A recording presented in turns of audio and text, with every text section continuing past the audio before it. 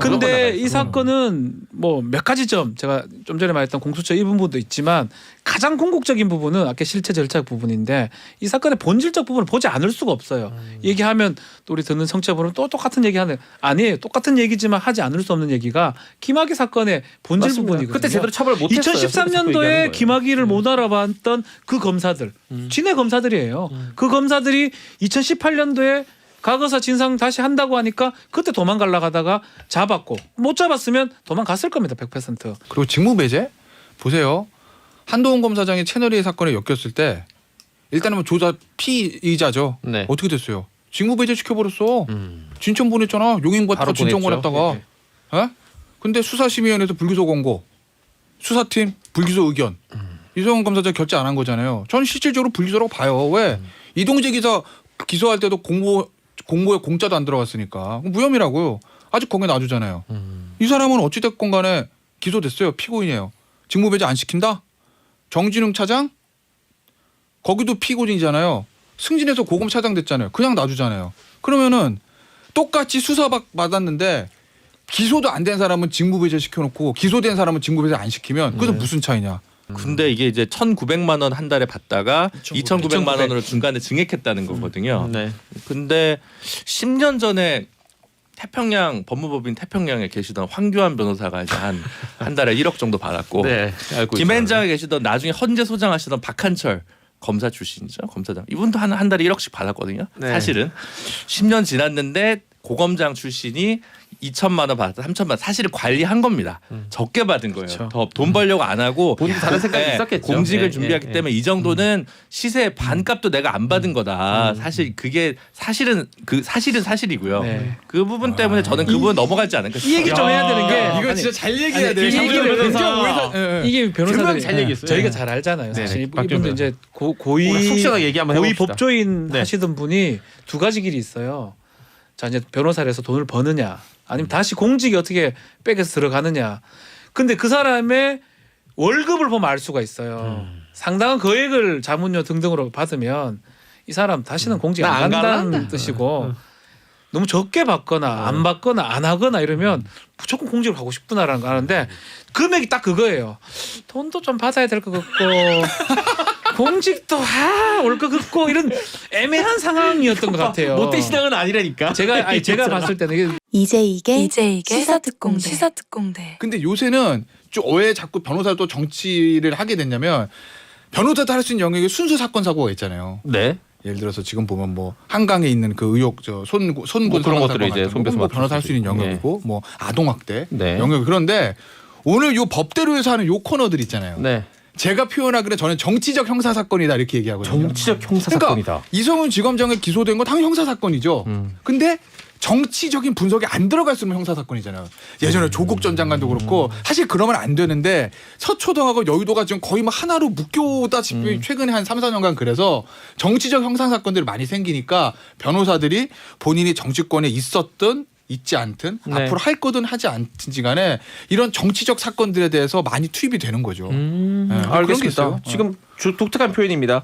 정치적 형사 사건 오늘 한번 다뤄보도록 하죠. 김준호 변호사님, 네. 일반인들한테는 아마도 물론 정말로 공적인이 서열이나 이걸로 치면은 중간에 또 있겠습니다만 보통 사람들은 검찰하면 검찰총장 당연히 제일 높고 그렇죠. 그 다음으로 힘이 센 사람이 중앙지검이라고 생각하는데 실권으로 보면 그렇게 생각할 수도 있죠. 실권으로 치자면. 네, 그렇죠.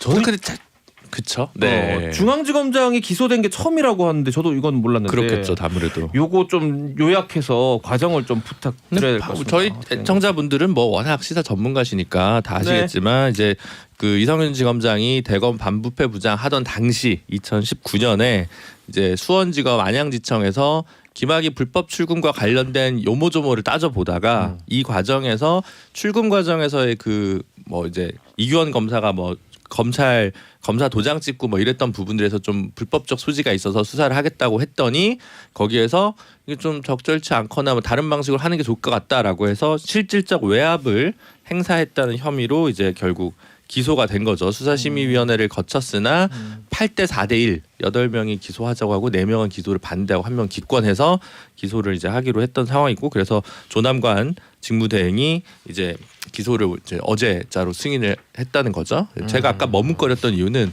대검 차장과 중앙지검장 중에 누가 높을까?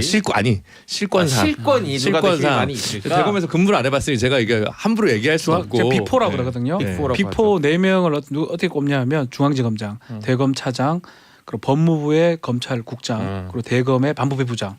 네 사람이 상당히 중요한 역할들을 많이 합니다.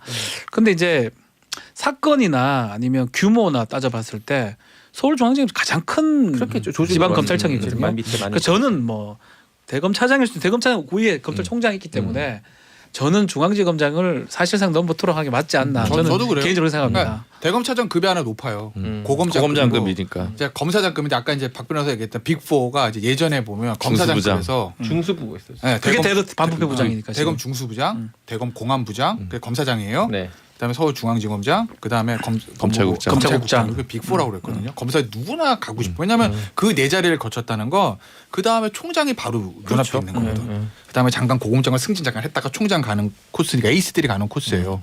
근데 이성훈 지검장은 현 정부 들어서 다 했어요. 사회대 요직을 세 개를 거쳤죠. 네. 검찰국장, 중수부장 자리인 대검 반부패 강력부장, 또 형사부장도 중앙지검장까지. 형사부장 네, 됐을 거예요. 형사부장까지 됐을 거예요. 네. 네. 그러니까 어쨌든 이 요직 4개 중에 지금은 공안은 거의 좀 이제 밀멈추됐으니까 그렇죠. 4개 요직 과거의 중에서 직책이죠. 거의 남아있는 3개 요직을 한 정부 들어가지고 차례차례 거친 얘가 거의 유일무이해요. 그러니까 이번 현 정부 들어서 검찰 인사에는 굉장히 유일무이한 얘가 많았어요. 이성훈 지검은 이것도 유일무이한 거죠. 그리고 누구죠? 윤석열 총장이 중앙지검장 검사장 첫 보직을 중앙지검장으로 받고 그 다음에 바로 고검장 건너뛰고 검찰총장 갔잖아요. 그것도 유일무이한 거예요. 초특급 인사죠. 네, 초특급 인사고 말도 안 한동훈 검사장이 검사장 첫 보직으로 대검 반부패 강력부장 예전에 보면 중수 그거 받은 것도 유일무이하고. 그것도 말도 안 되는 거죠. 네, 어쨌든 현 정부 들어와서는 친정부 성향이든 반정부 성향이든 간에 이제까지 초고속 승진, 초고속 박통태, 승진. 박통태. 네, 유일무이한 인사들은 많긴 원래 많았어요. 검사장 처음 달면 제주지검장이나 청주지검장 차례 이렇게 올라오게. 가는 거고요. 고검부장. 네, 그리고 네. 중앙지검장은 고검장급이었기 때문에 이걸 일부러 다시 검사장급으로 낮춰가지고 윤석열 총장을 그때 보낸 거였거든요. 그래서 좀 무리한 인사였죠 그때도 사실. 장단점이 있을 것 같습니다. 뭐 그 네. 얘기는 뭐 다음에 기회가 있을 때 하도록 하고. 자 어쨌든간에 뭐 이성윤 본인의 그 변은 안 소개할게요. 왜냐하면 좀 상식 원칙적인 얘기만 이제 해가지고 이성훈 지검장이 했던 얘기는 소개하지 않도록 하고 이 사건 내용 부당한 외압을 행사했다. 박지훈 변호사 어떻게 그렇죠. 봅니까? 부당한 외압을 행사했다.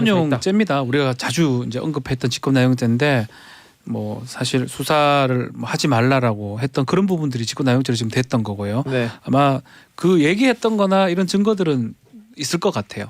특히 언론에 보도된 바와 같이 그 얘기를 들었던 뭐 검사라든지 그 사람들의 얘기를 봤을 때는 혐의점은 이제 인정될 가능성이 높은데 이제 하나를 좀 봐야 될 것 같아요.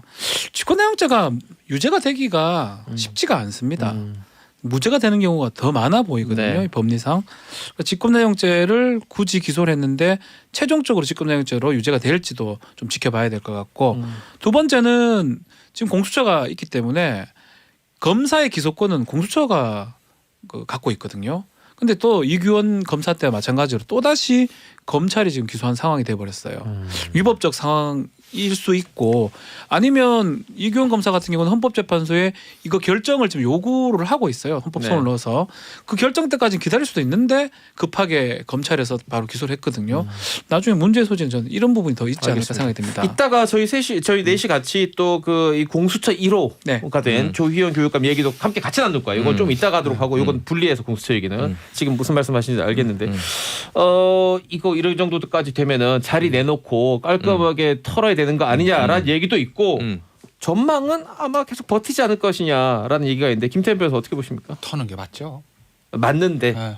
원칙적으로는 맞는데 근데 이성훈 지검도 어떻게 할지 뭐 본인이 알지 저 어떻게 알겠어요. 근데 지금 어제 워딩 나오는 걸 보면은 있겠다는 얘기잖아요. 네 버티겠다는 얘기죠. 버티겠다는 얘기인데 어제 보시면 백혜련 의원 검찰 측 여당 법사 간사입니다. 예, 여당. 사표 내라는 거잖아요. 자진 사퇴하는 게 맞다. 그건 무슨 얘기냐? 청와대는 굉장히 부담스러운 거예요 지금. 네. 왜냐하면 보세요. 그냥 아주 심플하게 얘기해서 청와대와 법무부 입장에서 보면 이성윤 지검장은 어차피 현 정부의 코드를 맞춰왔던 사람인 건 맞아요. 네. 순수하게 청와대 입장에서만 보면 공은 많은 사람이에요. 청와대 입장에서만 보는 겁니다. 이성훈 지검장도 그렇게 생각할 거예요. 그러면 여기서 버리는 건 좀 부담스러울 수 있어요. 버리는 건. 근데 지금 보세요. 서울시장 선거 지고 그다음에 지금 장관 인사 3명에 1명을 빼내 2명을 빼면 3명이 가능하네 이러고 있고 당에서 송영길 대표는 이제 당이 중심이 돼야 된다. 무조건 내년 대선 승리적 유사 가야지 지금 청와대 입장 봐줄 때가 아니다. 뭐 이런 얘기 나오고 대선은 지금 1년 안 남아있고 중도층 민심 중요하고 이런 상황에서 기소된 서울중앙지검장을 그대로 두는 것. 이건 정권이 굉장히 부담스러운 일이거든요. 그럼 정권 입장에서 보면 빼자니 꽉쩍지근하고 떼자니 불안하고 두자니 신경 쓰이고 다 이런 상황이라고요. 이럴 때는 이성훈 지검은 자기가 물러나 주는 게 그게 저는 본인을 그 자리까지 끌어준 대통령에 대한 전 예의라고 보는 거예요. 아까 말씀드렸지만 진짜 발탁인사 한 겁니다. 솔직히 말씀드리면 뭐 이성훈 지검장이 굉장히 죄송한 얘기인데 검찰 내부 평을 들어보면 과연 그 자리를 다 쫙쫙 거칠 만큼 그 전에 어마어마한 에이스 소리를 받는 실력자였느냐. 물론 검사장 할 만한 사람이 한데 그렇지는 않다는 게 검찰 평이거든요. 또 있더라고요. 그런 얘기 있잖아요. 그건 사실이라고. 예? 그 저한테 동의를 구하지 마십시오. 저는 그렇게 생각하지 않으니까. 검사도 아니고. 네, 뭐 저는 모릅니다. 양심의 자유 침해하지 않겠습니다. 네. 아니, 검사도 속으로 아니고. 무슨 생각하지는 아니까 네. 표현을 못할 뿐. 어쨌든 아니에요. 예. 네. 어쨌든 그런데 어쨌든 문재인 대통령이 그렇게까지 좋은 자리를 만들어 준 거라면 이제 본인이 그 처한 상황이 청와대와 법무부한테 엄청 부담 주는 거거든요. 네. 그러면 사표 던져 빠져줘야죠. 네, 조금 그래서 전체가 백혜련 간사도 그런 자진 얘기를 했다. 사퇴하는 게 맞다라고 얘기를 한 거죠. 백혜련 의원 얘기는 그 얘기가 나오긴 나왔는데 네. 라디오 인터뷰 과정에서 나왔던 얘기인데 네. 뒤에 뭐 실체적 정의, 절차적 정의 얘기하면서 사실은 본질적 내용은 좀 그런 건 아닌 것처럼 저는 받아들였습니다. 근데 사실 일반적인 사건에서 기소가 됐다면 저 말씀이 다 맞아요. 예를 들어서 뇌물을 먹었다. 뭐 그런 사례가 있었죠. 예, 한번. 뭐 그런 상황이었다면 정권에 상당한 부담을 주죠. 사퇴를 하든 뭐 어떻게 직무 배제를 하든. 근데 그 사건 그렇게 네. 되면 논의 자체가 필요 없는 그렇죠. 상황이니까. 근데 이 사건은 뭐 몇 가지 점 제가 좀 전에 말했던 공수처 이 부분도 있지만 가장 궁극적인 부분은 아까 실체 절차적 부분인데 이 사건의 본질적 부분을 보지 않을 수가 없어요. 얘기하면 또 우리 듣는 청취자분은 또 똑같은 얘기하는 아니에요. 똑같은 얘기지만 하지 않을 수 없는 얘기가 김학의 사건의 본질 맞습니다. 부분이거든요. 그때 제대로 처벌을 못했어요. 2013년도에 김학의를 못 알아봤던 그 검사들, 진해 검사들이에요. 그 검사들이 2018년도에 과거사 진상 다시 한다고 하니까 그때 도망가려고 하다가 잡았고 못 잡았으면 도망갔을 겁니다. 100%. 그게 이 사건의 본질적 부분입니다. 그걸 배제할 수는 없는 거거든요. 그래서 국민들한테 물어봤을 때 과연 나가는 게 맞냐, 잘 나가게 해주는 게 잡는 게 맞냐라고 또다시 질문하지 않을 수 없고 이 사건의 본질이 그거라면 이 사건이 직권내용죄 저는 유죄가 되지 않을 거라고 생각하지만 그걸 떠나서라도 본질상으로 이게 잘못을 물을 수 있냐 저는 그 의문점이 제기되거든요. 그리고 그렇다면 나갈 필요가 중대함과 없다는 거죠. 긴급함을 예. 정상 삼작해야 된다. 잠깐만 좀 네. 김준일 변호사 얘기 먼저 듣고 일단 들을게요. 원칙대로 얘기하면 뭐 어쨌든 기소 자체는 선택적 기소라고 저는 생각합니다. 네. 선택적 기소라고 생각하지만 기소됐잖아요. 그러면 어쨌든 국민의 신뢰가 있으니까 수사 일선에서는 물러나는 게 맞죠. 네, 저는 그렇게 생각합니다. 사표 쓰는 거는 정무적인 문제고, 그렇죠. 검찰을 나가냐 마냐 나중 그건 문제고. 다른 거고, 뭐 자리는 고검, 뭐 차장 검사로 가든, 뭐 제가 농담처럼 얘기했던 법무연수원으로 승진 인사를 내든, 그냥 어쨌든 연구위원 옆방으로. 뭐 어쨌든 수사 일선에서는 일단 좀 배제하는 게 맞아요. 사법농단에서도 지금 다 무죄 나오고 있는데 그 판사들 처음에 재판부서에서 다 배제됐습니다. 네. 그러니까 사표를 다 쓴 건 아니에요. 그러니까 그건 좀 있고. 그래서 저는 뭐 어떤 부서든 그렇게 하는 게 좋은데 지금 인사를 누가 내냐 이걸 근데 조남관 차장이 지금 내는 게 맞는지 김호수 총장이 투임하고 날 때까지는 그나마 좀 이따가 인사를 한꺼번에 같이 내는 게 맞지 않나 싶어가지고 아직 그럼 또 청구자- 중앙지검장도 권한 대행을 해요. 그러니까 제 말이 그 차장도 말이에요. 권한 대행이고 검찰총장도 비어 있고 그러니까 조직 안정이 필요한데 이게 그래서 이제 문제죠. 그런 차원에서 보면 정무적으로는 지금 차라리 빠지는 게 더 나을 수도 있으면 이게 부담을 이성윤 검사장이 뭐 그냥 먼저 나가는 게 정권의 힘을 더 근데 그래. 선택적 요 얘기를 붙여야 되는데 조용곤 서울중앙지검장이 윤석열 검사에게 외압을 했다. 그 윤석열 검사가 폭로한 거잖아요. 근데 아니다. 감찰 결과 아니다. 조용곤 무혐의. 근데 결국 옷은 벗었고 네. 징계를 받았죠. 예. 안미영 검사가 문무일 총장 때 강원랜드 사건 관련해서 외압이 있다. 춘천지검에서 있다. 그 얘기 했는데 감찰했더니 무혐의, 직권남용죄를 적용하기 어렵다. 다 그런 식으로 그냥 끝났어요. 사실은. 그러면 근데 검사가 또 그럼 이의제기권이 없냐? 그것도 아니야. 그럼 2019년에 일어난 사건인데 2021년에 갑자기 뻥 하고 이게 나와? 아 정권이 바뀔 것 같으니까 정권에 누수가 있을 것 같으니까 약간 검찰 안에서 어떤 선택적 기소다 선택적 정의가 작동하는 것은 아닌가? 사실 바깥에서 보기에는 조금 석연찮은 측면이 있어요. 이게 뭐 유죄가 나올지 무죄가 나올지는 반반이고 확실치 않은 게 왜냐하면 예전에 뭐 돈봉투 사건이나 예를 들어 네네네. 검사 성추행 사건이나 이런 거는 일단 사실관계는 명확한데 그 성격이 뭐냐 이런 거에 좀 했다면 이거는 애매하니까 수사심의위원회에서도 8대4 정도 나온 거거든요. 2대1 정도 30%도 그러면 나온 거잖아요. 그래서 조금 저는 그건 지켜봐야 되니까 이거 무조건 사퇴해야 된다라고 얘기하기는 좀 어려운데 그래도 어쨌든 수사 일선에서 배제하는 건 맞다. 하지만 전반적인 그동안의 검찰의 역사에 보면 뭔가 좀 석연치 않고 뭔가 하나 긁히는 느낌이 드는 걸 너무 어떻게 하겠냐. 정치적 해석인데 시간 없죠. 아니 괜찮습니다. 조직적 해석이라니까요. 너무 항상 정치적 검사 해석이에요. 중심에. 저기 보면 이런 그러니까 그건 뭐 이따가 저 시간 이렇게 바뀌어서 또 하고 직무배제부터 얘기를 하면 중앙지검장에 보면 조직 안정 얘기하잖아요. 지금 이성훈 지검장이 인다고 조직이 안정되겠습니까? 현실적으로 안 돼요. 안 됩니다 이건. 그리고 직무배제 보세요. 한동훈 검사장이 채널A 사건에 엮였을 때 일단은 뭐 조사 피의자죠. 네. 어떻게 됐어요? 직무배제 시켜버렸어. 진천 보냈잖아. 용인과다가 바로 진천 보냈죠. 보냈다가. 에? 근데 수사심의위원회에서 불기소 공고, 수사팀 불기소 의견. 이성훈 검사장 결재 안 한 거잖아요. 전 실질적으로 불기소라고 봐요. 왜? 이동재 기사 기소할 때도 공모에 공짜도 안 들어갔으니까 무혐의라고요. 아직 거기에 놔주잖아요. 이 사람은 어찌됐건 간에 기소됐어요. 피고인이에요. 직무배제 안 시킨다? 정진웅 차장? 거기도 피고인이잖아요. 승진해서 고검 차장 됐잖아요. 그냥 놔주잖아요. 그러면은 똑같이 수사 받았는데 기소도 안 된 사람은 직무배제 시켜놓고 기소된 사람은 직무배제 안 시키면 그래서 무슨 차이냐? 자, 그러면 이거 신정부 박준호 반정부가 대신 제가 무슨 차이가 여쭤볼게요. 있어요? 물론 목적과 수단이 다 옳고 정당하고 바르면 좋겠지만 네. 지금 말씀하신 것처럼 이 절차적인 문제에 있어서 잘못된 부분이 지금 나왔긴 하지만 앞에 이런 대의적인 목표가 있잖아요. 그럼 김학의가 지금 밖으로 도망가가지고 그냥 편하게 못 가게 될 것이냐? 그건 이거 일종의 참작한다면. 이규현 감사도 마찬가지고 양형에선 참작할 수 있을 수 있어. 양형에선 내가 근데 이걸 유못에서 참작한다? 그러니까 너는 무죄야 이렇게 한다? 그래서 그게 말이 저는 돼요? 근데 그래서 그 끝까지 생각해봤거든요. 근데 우리가 위법 수집 증거라는 게 있어요. 위법하게 수집한 증거는 효력이 없죠. 없다. 그럼 검사가 위법하게 증거를 수집했다는 거 아니야? 그럼 검사 왜 처벌하냐? 자 보세요. 이거 하나만 얘기해볼게. 광고 들으시죠. 야 방송 스킬이 알겠습니다. 김준호 변호사 3박 먹었다. 광고 듣고 다시 돌아옵니다. 시사 특공대예요.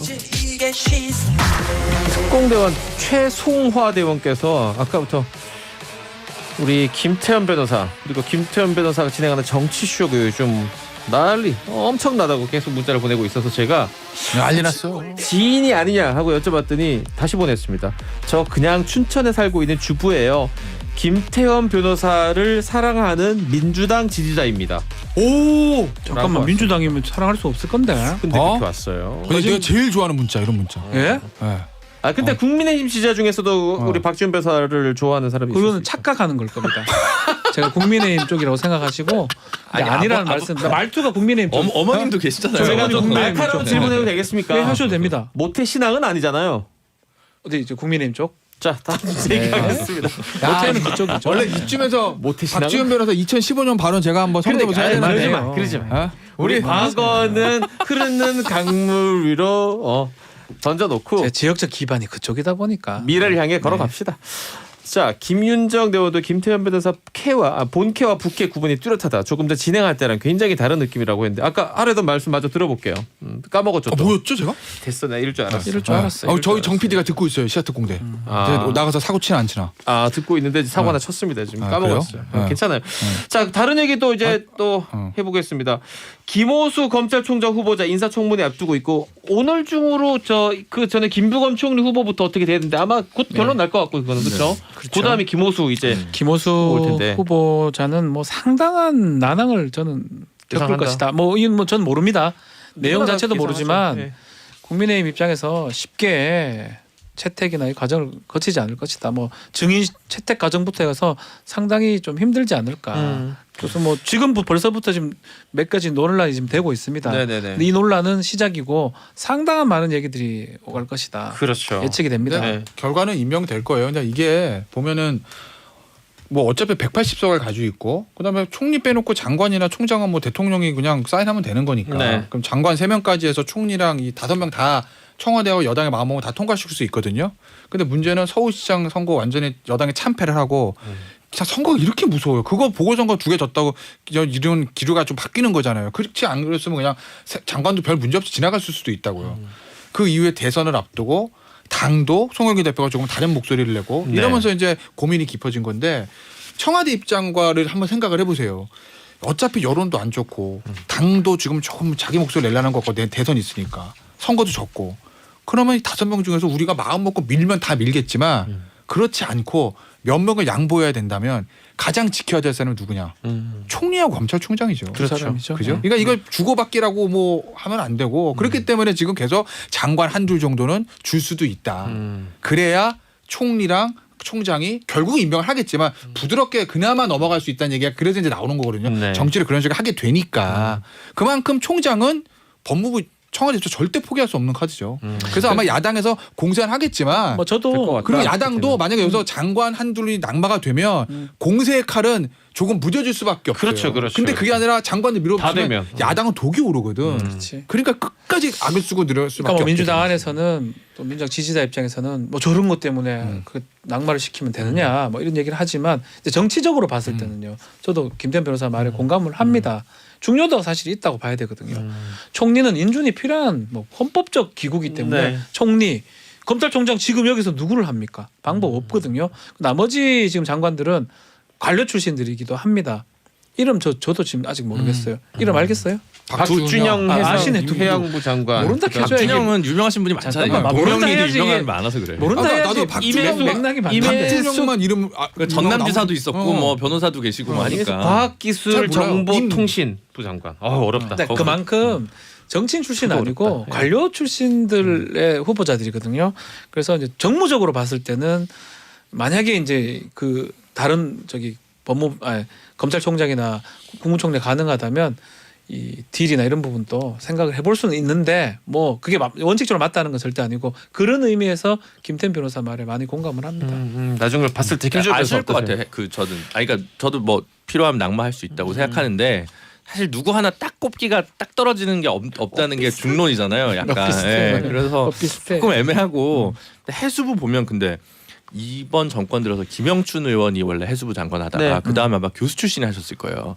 그래서 세 번째 장관이 이제 드디어 관료 출신이 한 명 이제 나오나 했더니 네. 이게 낙마하면 해수부 분위기는 꼭 좋지는 않겠다 그런 이런 건 생각이 좀 있겠네요. 들긴 하겠더라고요. 관료 뭐 차원에서. 아. 김호수 이제 총장 이거가 제일 문제인데 뭐 자문료 정도가 지금 뭐 쟁점 아닌가요? 네, 사실. 고액자문료. 지금은요. 네. 네. 근데 이게 이제 1,900만 원 한 달에 받다가 2,900만 2,900. 원으로 중간에 증액했다는 거거든요. 네. 근데 10년 전에 태평양 법무법인 태평양에 계시던 황교안 변호사가 이제 한 달에 1억 정도 받았고 네. 알고 김앤장에 계시던 나중에 헌재 소장하시던 박한철 검사 출신이죠. 검사장. 이분도 한 달에 1억씩 받았거든요. 네. 사실은 10년 지났는데 고검장 출신이 2천만 원 받았다. 3천만 원. 사실은 관리한 겁니다. 적게 받은 거예요. 그렇죠. 더 돈 벌려고 안 하고 본인 다른 생각이 네, 있었겠죠. 공직을 예, 준비했기 예, 때문에 이 정도는 시세의 반값도 내가 안 받은 거다. 사실 그게 사실은 사실이고요. 네. 그 부분 때문에 저는 그 부분 넘어가지 않을까 이 얘기 좀 해야 되는 게 이거 아니, 진짜 잘 얘기해야 아니, 돼. 이 얘기를 이게 분명히 변호사들이 잘 얘기했어요. 저희가 네. 잘 알잖아요. 사실 네, 이분도 박규민 이제 우리가 고위 속 시원하게 얘기 한번 고위 해봅시다. 법조인 네. 하시던 분이 두 가지 길이 있어요. 자 이제 변호사를 해서 돈을 버느냐 아니면 다시 공직이 어떻게 백에서 들어가느냐. 근데 그 사람의 월급을 보면 알 수가 있어요. 상당한 거액을 자문료 등등으로 받으면 이 사람 다시는 공직 나 안 안 간다는 갈란다. 뜻이고 너무 적게 받거나 안 받거나 안 하거나 이러면 무조건 공직을 가고 싶구나라는 거 아는데 금액이 딱 그거예요. 돈도 좀 받아야 될 것 같고 공직도 올 것 같고 이런 애매한 상황이었던 것 같아요. 모태신앙은 아니라니까. 제가 봤을 때는 이게 제가 우리는 이거는 우리 법 쪽의 얘기를 좀 드리면 저희는 뭐 전가는 아니지만 약간 이게 되게 높은 위치에 있던 분들은 네. 그런 고민들을 네. 계속 다 하더라고요 대부분. 네. 보면 이런 거예요. 누구라고 얘기하지 맙시다. 네, H 하면 안 돼. 예전에 H 검사 얘기하지 마요. 왜? 형 이니셜 저도 괜찮아. H라고. 홍씨를 가진 성을 한 분이 구속됐잖아요. 아, 그럼 다 알지. 네, 근데 누구냐고. 네. 다 알지. 근데 그분이 엄청 수를 많이 했거든. 1등이었어. 좋은 자리에 있다가 나오죠. 수임 좀 어마어마하게. 다 쓸어. 쓸어 다 나갔군요. 그러니까 그런 분들은 다시 공직가 왜냐면 그게 부정한 돈은 아니야. 내가 네, 일하고 돈 그렇죠. 받은 건데. 근데 만약에 나중에 좋은 자리 갔다. 나중에 장관으로 임명했다. 청문회 통과 못하죠. 못하죠. 어? 갈 생각 없었던 거예요. 그래서 그냥 처음부터. 예. 그냥 나는 이제 민간 나가서 돈 벌겠다 이거거든요. 근데 말씀하신 대로 관리하는 사람들. 근데 저도 김호수 장관 후보자 같은 경우에는 총장 후보자 같은 경우에 네. 이 로펌도 큰 로펌이 아니에요. 굉장히 작은 로펌이에요. 서초동에. 거기 정관도 한 분 정도 한두 분 계시는 것 같은 제가 봤거든요. 어디 하고 찾아봤다 홈페이지를. 그 정도로. 그 정도로. 그러니까 우리가 아는 김앤장, 태평양, 태평양, 광장 광장 이런 그런 데가 아니라는 큰 거죠. 펌이 아니라고. 그 얘기는 내가 한 1년 정도 적을 두고 나 참 1,900만 원, 2,900만 원을 적게 받았다라고 말하면 참 청취자분들은 들으시기에는 좀 열받을 수도 불편할 있지만. 수도 있는데 네. 현실 말씀드리는 거예요. 네네네. 김호수 검사 정도의 캐리어가 가진 사람이 받는 돈 치고 많은 돈은 아닌 거 맞아요. 시장 적다고 가격에서. 봅니다. 그러니까 제가 아까 본인이 관리한 건데 박헌철 근데 얘기한 거예요. 그렇죠. 10년 전에 비교- 월 1억 비교해서. 받았어. 10년 여기서 전에. 이제 그러면 청문회에서 공격이 들어와. 뭐 저 시사특공대 들으니까 거기 나온 변호사들 많이 받은 거 아니라는데요? 저 많이 받았다고 생각 안 합니다.라고 얘기할 수 있느냐? 그렇죠, 절대 안 되죠. 정말 죄송하다고. 속만 앓는 거죠. 정말 죄송한다고. 쉽지 않아요. 그러면. 소갈이. 네. 쉽지 않아요. 네. 이게 시세락 하는 게 있고 국민의 눈높이라는 네, 게 있거든요. 그럼요. 국민들이 이해하기가 어려운 부분이 있을 겁니다. 또 더더군다나 지금 말했던 것처럼 이제 또 전현희 지금 건익위원장 논리로 갈 거예요. 당시 민주당 대변인 할 때 공격했던 부분 하고 또 또 대비된다면 내로남불 쪽으로 이제 가는 그렇죠. 거죠, 뭐 그 전략을. 시기가 11년 차이가 있지만 근데 이제 그때 전현희 의원이 2010 MB 때 당시 이제 이재훈 지경부 장관. 그렇죠. 근데 이재훈 지경부 장관 같은 경우에는 MB가 그 당시에 제가 기억은 해요. 호남 출신이거든요. 그 MB가 아무래도 영남 출신이니까 호남 출신 장관을 찾을 수밖에 없잖아요. 호남 출신 장관들 중에서 지경부 그래도 관료들 중에 에이스급을 딱 발탁해서 앉힌 거예요. 네. 차관을 하고 지경부 차관까지 하고 있었는데 호남 출신의 장관으로 발탁을 한 거예요. 호남 출신 인사? 왜냐면 MB 정권은 그게 중요하니까. 근데 이 양반이 차관 그만두고 김앤장을 간 거예요. 바로. 그래서 김앤장에서 월 고문료를 그때도 한 얼마 받았다 그랬지? 5억 받았어요. 그러니까 월로 말하면은 토탈 5억 받았어요. 토탈 5억이고 15개월 월에서 최고 가옥이야. 한 2,900만 원 똑같네 김호수. 근데 기간이 한 1년 되니까 네. 5억이 된 거죠. 네. 그러다가 장관 오니까 그게 문제가 된 거죠. 결국 낙마했단 말이야. 지금 국민권익위원장인 전현희 의원이 그때 또 인사청문회 문제를 제기한 거고. 공격했죠. 예. 그러니까 그 얘기를 또 국민의힘에서 10년 전에 그랬잖아. 뭐가 달라 이러면 할 말 없는 거거든요. 근데 이게. 같은 그러니까 관계로 정치가 저는 돌고 돌아 아까 이렇게. 김준호 변호사 얘기한 것처럼 아니 황교안 봐라. 그렇게 하고 했지. 이거 또 당신들도 내로남불이네?라고 공격을 받을 수 있으니까 저는 그리고 그분은 10년 전에 월 1억 받았고 그러니까요. 여기는 10년 후에 월 2천, 3천 이렇게 받은 건데 아무래도 이거는 저는 이 돈 가지고 공격하는 건 오히려 국민의힘이 나중에 또 발목 잡힐 수 있지 않을까 정무적으로 썩 좋은 전략까지는 이거는 않은데 시발점 같아요. 저는 앞으로 엄청난 얘기들이 오갈 것 우리가 같습니다. 모르는 지금은 다른 것들도. 이거는 이거 정도로 보면 알 것 같아요. 앞으로 논란될 지금 부분들이. 곽상도 의원 사무실에 얼마나 지금 또 싸우고 엄청난 거 갖고 올 것 아니, 같아요. 나 이거 이제 할 얘기 글쎄 해도 되나 이런 얘기인데 난 확인된 건 아니야. 확인은 할 수가 없는데. 확인된 거는 아니, 아니, 정치 수사고 근데 확인 안 이런 된 건 거야. 여기서 TH 김 변호사님은 목요일만 표현의 자유가 있으니까 마음껏 하셔야죠. 그러니까 국민의힘에서 이거 적극적으로 제기하는 게 도움이 안 될 수도 있다는 그런 얘기. 네, 했었잖아요. 제 판단이에요, 나도 제 그거 왜 생각은. 그렇게 생각하냐면 국민의힘에도 고위 검사장 출신 의원들이 많아요. 많죠. 되게 많아요. 예? 그리고 그분들 중에서 뭐 개업했다가 뭐 출마자 당선 지금 제가 몇 명 떠오르거든요. 예. 네. 저도 몇 명 떠오르는데 그럼 그분들은 뭐 어떻게 했을까? 그러니까 그분들은 떳떳한가? 예. 그냥 선출직이니까 예. 그냥 어차피 뭐 그건 그렇지만. 어차피 그분들이나 이 김호수 전 차관이나 어차피 월급 받건 일해서 받건 부정한 돈 받은 건 아니거든요. 절대 그렇죠. 아니죠. 세금 주고 다 이래서 했을 돈 거고. 받고 세금 주고 다 하고 월급 받은 거니까. 근데 추측할 수 있는 부분은 그 이걸 가지고 그분들은 선출직이에요. 네. 선출직은 임명직보다는 조금 돈 버는 게 자유롭습니다. 그럴 가능 우리 지금 그 얘기를 하시려고 하는 것 같아요. 국민의 선택을 받으면 다 네. 면접을 되는 거니까. 되는 거니까. 그런 얘기 있는데 어쨌든 그래서 저도 이거를 세게 치고 나가는 건 맞아요. 국민의힘도 마찬가지고 민주당도 마찬가지고 민주당도 막 방어하고도 전현희 의원이 해놓은 얘기가 있어가지고 애매하거든. 저는 이거는 그래서, 좀 약할 것 같습니다. 이쪽으로는. 이희선 대원께서 지금 우리 얘기하는 걸 듣더니 와 지난번에는 제가 의대를 가야 했는데 돈이 엄청나네요. 법대를 가야 할까 봐요라고 했는데 김준호 변호사님은 좀 다른 이거는 거네요. 검사장 하신 분이랑 고등부장 이상 하신 듣고 분들에만 가셨어요. 있는 거니까.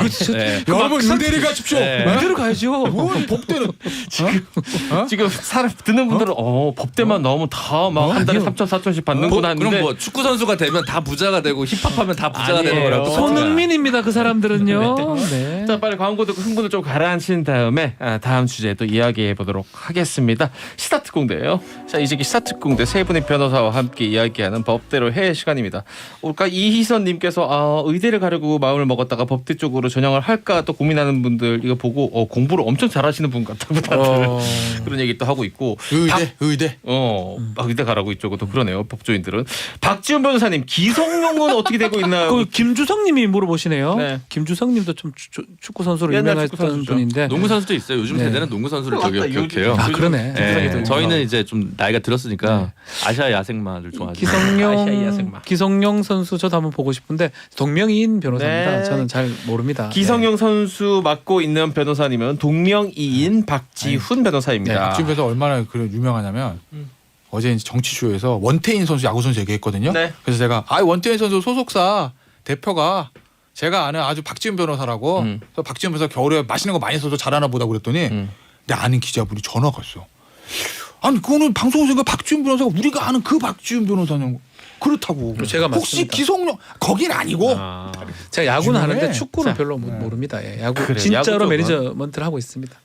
MVP 스포츠. 요즘 유심히 보는 선수 누구 있습니까? 원태인 지금 최고입니다. 지금입니까?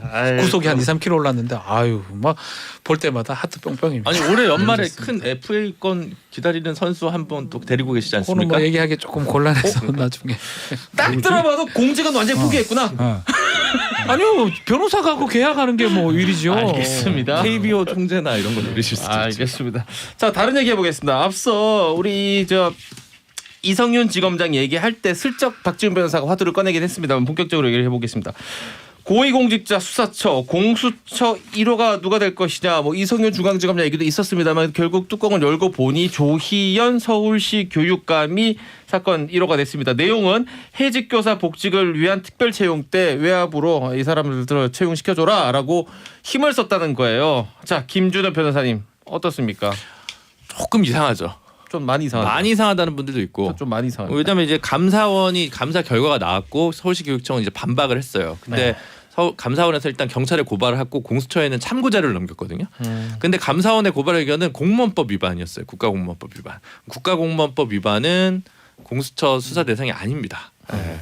근데 이걸 들고 와가지고 야 여기 직권남용도 될 것 같아. 그래서 이거를 제1호로 수사 대상으로 하자라고 이제 하니까 굳이 아닌 것 같은데 이것까지 한 것도 좀 이상하고 이거를 지금 하는 게 정말 1호 사건 어쨌든 저는 1호 사건이 뭐냐라는 과도한 언론의 프레이밍을 좀 떨쳐버려야 된다고 생각을 하는 쪽이지만 어쨌든 이렇게 되면 좀 스스로 여러 가지 의미에서 논란을 공수처가 좀 자처하는 것 같긴 한데 다만 저는 그 수사를 착수했는데 그럼 다 기소인가? 기소 의견으로 다 넘어가나? 뭐 이런 좀 고민도 들고 그래서 어떻게 될지는 또 두고 봐야 될 것 같아요. 이것만 놓고 공수처가 뭐 헛발질을 했다, 뭐 아니면 뭐 공수처가 잘하고 있다, 아니면 뭐 이런 뭐 조의원이 그렇게 잘못했다, 뭐 이렇게 얘기할 문제가 좀 아닌 것 같다는 생각이 좀 많이 김태현 듭니다. 변호사는 어떻게 보십니까? 저는 뭐 공수처 처음에 얘기 나올 때부터 네. 법 통과됐을 때 그 출범할 전부터 이미. 때까지 일관되게 별로 공수처에 기대도 없고 관심도 없고 걱정도 안 하고 두렵지도 않다. 별 실망도 안 했겠네. 그런데 공수처의 인력 구성 예수님과 뭐 13명의 뭐 제자 얘기했잖아요. 한 분 나가면 저에게는 12척의 배가 있습니다. 버전 네. 될 겁니다. 이제 한 명이 난양에 나가면 그 13명의 검사를 데리고 할 수 있는 현실적인 선택을 했다. 뭐는 해야 되겠는데 고르다 이걸 골랐다. 저도 놀랐어요 처음에. 왜? 근데 생각해보면 그래 뭐 13명의 예수님과 13명의 최후의 만찬 얘기하는 김준호 공수처장 입장에서 보면 현실적 선택을 했다. 왜냐? 보세요. 일단 사건 쉬워. 간단합니다 내용. 간단해요. 그리고 아주 공부 잘한 법원장 출신이신 최재형 감사원장 딱 해서 참고자를 넘겼어. 네. 쉬워. 판단만 하세요. 그 정도. 엄청 쉬워. 그리고 보세요. 나름 거물이에요. 조영국 거물이죠. 그렇죠. 서울시 교육감인데. 근데 보세요. 일단 여야 정치인 다 부담됩니다. 야당 쪽 인사건들이면 정권의 앞잡이 이 얘기할 거고 정말 부담스럽죠. 네. 그쪽은. 네. 여당 쪽 인사하는 것도 또 부담스럽고 네. 고위 관료 부담스럽고 판검사 부담스럽고 빼고 빼니까 좀 덜 부담스러운 사람 중에 거물이고 그리고 사건 쉽고 감사원에다 다 해다 줬고 누구 있어요? 그러니까 이게 된 거예요 그냥. 그래서 어떻게 보세요, 박준 변호사? 공수처의 어떤 국민적 기대감은 이게 아닙니다. 아닐 거예요. 조금 한숨이 좀 나왔어요. 저랑 비슷한 반응이었네요. 실제로 네. 공수처가 만들어진 거는 검사, 판사, 뭐 경무관 이상의 경찰관, 기소수사. 그러니까 거기에 포인트를 맞추는 게 맞겠죠. 고위공무원들은 수사만 할 수 있거든요. 네. 더더군다나 그 사건을 보면 조희연 교육감이 그럼 채용해야죠. 불법적으로 해고됐는데 그게 행정적 하자가 있을 수 있지. 이거를 갖고 뭐 감사원 결과는 뭐 둘째 치더라도 그걸 굳이 다 했던 거를 받아가지고 자신들이 다시 수사한다고요? 또 검찰 넘겨야 되는데 이런 자체가 사실 이해가 안 되면서 한편으로는 우리 김태 변호사, TH 변호사가 TH 김. TH 김이 얘기한 것처럼 정무적 판단을 너무 과하게 한 게 아닌가 생각이 들어요. 막 이쪽 눈치 뭐 보다가. 눈치 보다 국민의힘이 안 좋아할 만한 건 빼야지. 조희연은 안 좋아하겠지. 민주당도 조희연 교육감은 민주당은 아니네. 그럼 뭐 누구도 뭐라 할 사람 아닌 사람이에요. 그런 결정을 지금 한 게 아닌가. 그래서 1호 사건이 된 게 아닌가. 2호, 3호, 4호 사건도 계속 전국의 교육감들 걸리고 이런 거 하면 공수처를 국민들이 바랬던 모습하고는 영 다르게 가는 거거든요. 제가 예상했던 거랑 똑같이 가고 있는 겁니다 지금. 그래서 별로 기대를 안 했다는 거죠. 그렇게 예상했기 때문에. 저는 그런 생각은 들어서 저도 사실 김태현 변호사 이제 와서 한 얘기지만 처음에 이거 굉장히 회의적이긴 했어요. 공수처에 대해서 처음부터. 근데 저는 일관돼요. 어쨌든 만들어놨으니까 잘 돼야 된다고 좀 잘 되길 간절히 바랬는데 이런 생각이 들더라고요. 요즘 경찰 조직에서 이 경찰관들 비일이 드러나는 거 보는 것과 같은 심정인데 뭐냐면 사실 검찰 개혁이라는 게 되게 거창한 개념 같지만 따지고 보면 공수처 만들고 수사권 넘기고 그 정도예요. 그게 사실은 다예요. 검찰 개혁이. 예. 그게 거의 90%죠. 이런 거예요. 국가기관은요 최우선적인 게 뭔지 아세요? 도덕성이요? 능력이에요. 왜 우리 월급 가지고 운영하는 사람? 전 내가 도덕성이라 범죄를 저질렀다는 얘기가 아니라 세금으로. 그런 의미가 아니야. 이거 그랬겠죠. 너무 MB적으로 그렇게 얘기하시면 안 돼요. 그러니까 왜 진행자인데 그러냐. 지금 보세요. 정 PD님이 듣고 계세요. 정 좀- PD님이 듣고 계세요. 아니 일각에서는 그런 얘기 하잖아요. 야, 그래도 이제 시작하는 기관이니까 시간이 지나면 잘 될 거야. 그걸 우리가 왜 기다려야 되냐고요. 우리 세금으로 피 같은 세금을 가지고 배분하는 거죠 자원을. 복지 예산 쓸 거 안 쓰고 국방 예산 쓸 거 안 쓰고 그렇게 해서 모은 세금으로 기관을 새로 만든 거예요. 그럼 그 기관은 출발부터 무조건 잘해야 되는 거예요. 우리 돈을 가지고 월급을 받은 사람의 일이니까. 근데 아직 조직이 잘 세팅이 안 됐고요. 저희가 몇 년만 기다리시면 잘할. 그걸 우리가 왜 기다려야 되는 거예요? 왜 우리가 그들을 공부시키고 그 얘기입니다. 그들이 경험을 쌓아서 그들이 잘할 때까지 왜 우리 돈을 투입해야 되는 거냐고. 저는 그거 굉장히 회의죠. 그래서 제가 공수처 설립할 때부터 이거 이런 식으로 해서 이거 절대 택도 없을 거다. 그래서 제가 기대도 안 하고 걱정도 안 하고 뭐 그랬다는 거죠. 알겠습니다. 자 속보가 지금 들어왔습니다. 박지훈 변호사님 소개해 주시겠어요? 네, 이제 박준영 지금 우리 좀 전에 얘기를 했었는데 해수부 장관 후보자가 자진 사퇴를 했네요. 결국은 네. 본인보다는 이제 부인의 문제가 좀 컸었거든요. 밀수라고 봐도 간세법 위반 도자기들. 부분이죠. 이게 국민 눈높이에 맞지 않았다라고 하면서 자진 사퇴를 했습니다. 자진 사퇴라고 하지만 뭐 다들 뭐 아는 얘기지만 교감은 있습니다. 갑자기 내가 이거 못하겠습니다가 아니고 분명히 이제 임명권자나 뭐 등등 청와대랑 얘기가 됐다고 하면 금방 우리가 좀 전에 얘기했던 뭐 한둘이는 받아야 되죠 정무적으로 그 맥락하고도 좀 비슷하지 않을까 어쨌든 생각합니다. 변호사님 네. 더불어민주당 입장에서는 한숨 돌리게 된 상황이네요. 그렇죠. 당청이 갈등하는 모양새가 될 수 있는 거죠. 청와대에서 그러게요. 특히 대통령 4주년 연설에서는 다 괜찮다는 뉘앙스였고요. 그래서 결국 이렇게 함으로써 이 당이나 청이나 뭐 요 합일점을 좀 찾을 가능성도 있지 않을까. 저는 청와대도 굉장히 잘 결정한 거라고 보고 왜 이제 이런 거 결정하다 보면 이건 뭐 현 정부뿐 아니라 항상 보수 정부가 모든 청와대에 나오는 얘기가 네네. 여기서 밀리면 계속 밀립니다. 뭐 이런 얘기를 하잖아요 강경파들이. 네. 근데요 정치라는 거는요 질 때는 져줄 줄도 알아야 돼요. 중요합니다 그것도. 어떻게 계속 이길 수가 있어요. 질 때는 네, 져주고 한 템포 쉴 때는 쉬고 빠져줄 땐 빠져줘야 그래야 그 다음이 있는 거니까 저는 청와대에서 굉장히 잘한 거고 역시 저는 이철희 정무수석이 들어간 이후에 청와대 기류가 좀 바뀌고 뭐 제대로 돌아온 것 같다. 이철이 문재인 정부에 대통령의 들어간- 최고 인사는 이철희 정무수석의 발탁이다. 들어간 이후에 진행을 잘하고 네, 있죠. 우리가. 잘하고 계시죠.